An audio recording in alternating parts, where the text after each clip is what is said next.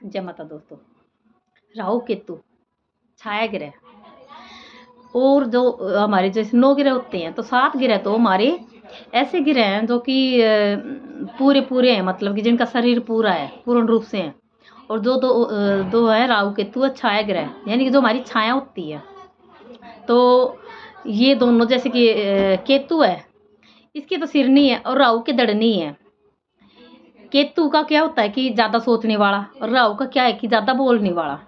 तो क्या होता है कि जो केतु ज़्यादा सोचता है तो वो इतना सोचता है, इतना ज़्यादा है कि हद से भी ज़्यादा।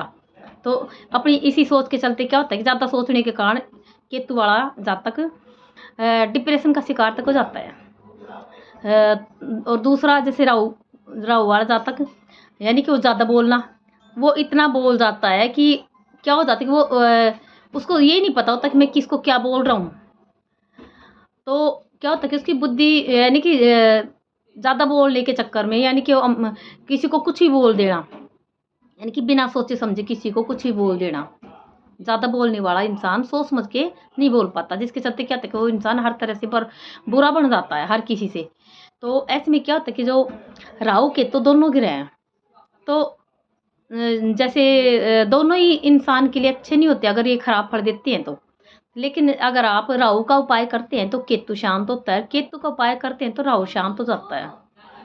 तो जैसे मैं आपको बता रही हूँ, जो अमावस्या की तिथि होती है, अमावस्या की तिथि केतु ग्रह की जन्मदात्री मानी गई है, यानी कि इस दिन केतु ग्रह का जन्म अमावस्या तिथि को। तो उस दिन अगर आप केतु से संबंधित कोई विधान करते हैं तो चाहे आप राहु ग्रह से पीड़ित हो या फिर केतु ग्रह से पीड़ित हो, साथ ही इस दिन जैसे कि इसके साथ ही अगर आप जैसे राहु केतु ग्रह से आप मुक्ति पाते हैं, साथ ही इस दिन आप शनि ग्रह से और मंगल ग्रह से भी मुक्ति पा सकते हैं। तो वो कैसे? तो अमावस्या के दिन अगर आप हनुमान जी के मंदिर में जाएं, अमावस्या के दिन अगर आप हनुमान जी के मंदिर में जाते हैं और वहाँ पे केले का दान करते हैं, क्योंकि केले जैसे गुरु है, गुरु का दान अगर मंदिर में करते हैं, या फिर जैसे केले गुरु का दान, यानी कि केले का दान अगर हम मंदिर में करते हैं तो क्या होता है कि जो गुरु ग्रह होता है वो जो केतु ग्रह के खराब फल को अच्छे फल में बदल देता है, यानी कि केतु को ठीक कर देता है गुरु ग्रह। और दूसरा, अगर हम हनुमान जी के मंदिर में अगर हम ध्वजा लगाएं तो जो ध्वजा होती है वो भी केतु ग्रह को रिप्रेजेंट करती है, तो इससे भी केतु ग्रह शांत होता है।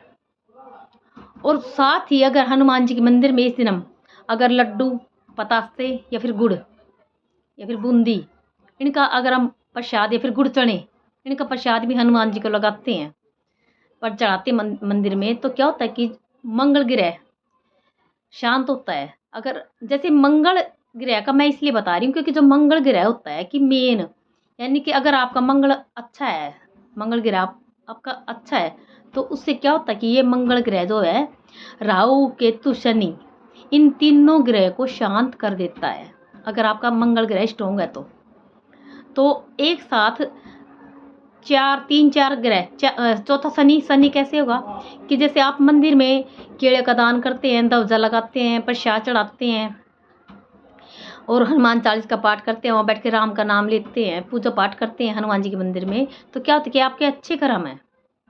तो जो शनि ग्रह है वो कर्म का देवता है, तो अच्छे कर्म, जैसे वो शनि होता है कर्म प्रधान देवता, तो जैसे आप कर्म करेंगे वैसे वो आपको फल देगा। तो आप जैसे मंदिर में ये काम कर रहे हैं, यानी कि अच्छे काम कर रहे हैं, तो उसका फल भी आपको अच्छा मिलेगा, यानी कि जो आपका शनि ग्रह है वो भी आपका मजबूत, आपको अच्छा फल देने लगेगा। तो आप सोचो कि आपने अमावस्या के दिन एक साथ 4 ग्रह को आपने कंट्रोल कर लिया, उनको मजबूत बना लिया, और साथ ही 5वां ग्रह गुरु, यानी कि मंदिर गुरु को रिप्रेजेंट करता है, तो मंदिर में आप चले गए तो आपने गुरु ग्रह को भी अच्छा बना लिया। उससे क्या होता है कि जब मंदिर में जाते हैं तो जो हमारी आत्मा है, जैसे नहीं सॉरी मन है, हमारे मन को वहाँ पे जाके सुकून मिलता है मंदिर में जाके। तो उससे क्या होता है, जो हमारा चंद्र ग्रह है वो शांत हो गया, वो मजबूत हो गया।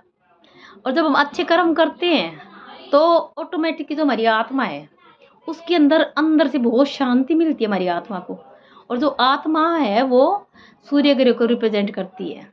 तो हमने सूर्य ग्रह को भी हमने कंट्रोल में यानी कि मजबूत कर लिया। तो आप सोचो, एक अमावस्या की तिथि के दिन, एक दिन में आप 9 के 9 ग्रह को आप मजबूत बना सकते हैं।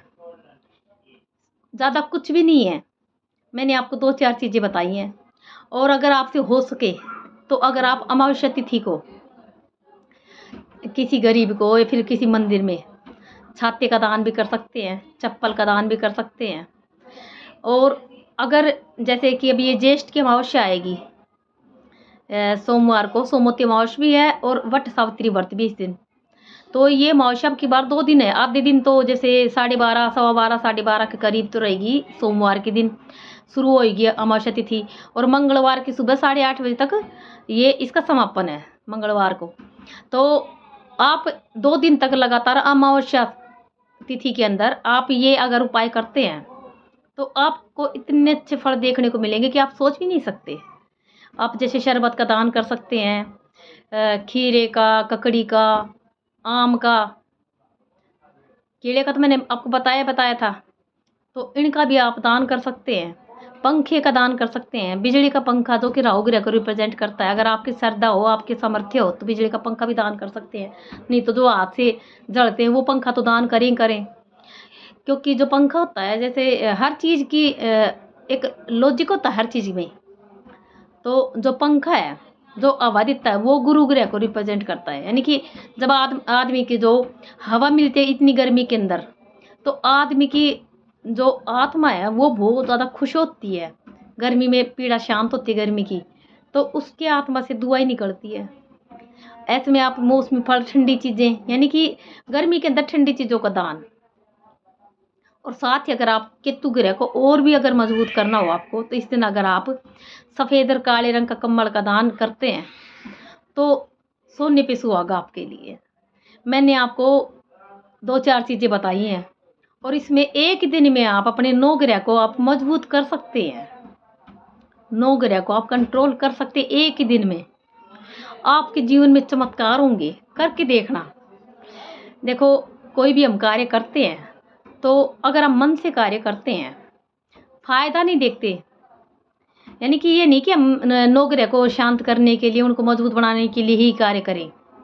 हम भगवान के लिए अगर अपने मन में अच्छा सोच करके, यानी कि हम भगवान का कार्य कर रहे हैं, या फिर आप जैसे आप मन में अगर आपके सकारात्मक सोच करके अगर आप कार्य करते हैं तो आपको कार्य है, आपको फल भी ज़्यादा देगा और अच्छे देगा और जल्दी भी मिलेंगे आपको फल।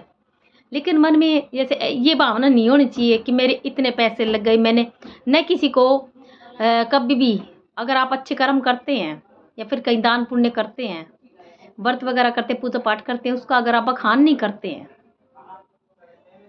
तब आपको आपके किए गए सभी कार्यों का उत्तम फल मिलता है। और अगर आप उसका बखान कर देते हैं, उसका दिखावा करते हैं, या फिर अपने पैसों का, खर्चों का रोते हैं कि हमारे इतने पैसे खर्च हो गए इस दान पुण्य में, इस पूजा पाठ में, तो आपको जो भी दान पुण्य करते हैं, जो भी पूजा पाठ करते हैं, वो कभी भी आपको अच्छे फल कभी भी नहीं देगा। आपके जो पुण्य फल हैं वो और नष्ट हो जाएंगे उसके चक्कर में।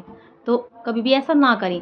कोई भी कार्य करते हैं अगर आप दान पुण्य संबंधित, व्रत से संबंधित, तो कभी भी दिखावा ना करें और न ही मन में ये सोच करके कि मेरा इतना खर्च हो जाए। अपने मन से करें, अपनी श्रद्धा अनुसार करें, अपने मन से करें और श्रद्धा अनुसार करें। ये जबरदस्ती नहीं कि आप खूब सारा करें, थोड़ा करें, लेकिन अपने मन से करें और अपनी श्रद्धा से खुश होकर करें। तो आप खुश होकर करेंगे तो भगवान भी खुश होकर आपको अच्छे फल देंगे। और अगर आपका मन ही नहीं होगा, बेमन से करेंगे, तो फिर भगवान का भी जैसे आप कर्म करोगे वैसे आपको फल मिलेंगे। जैसी आपकी सोच होगी ऐसे भगवान आपको फल देंगे। जय माता दी।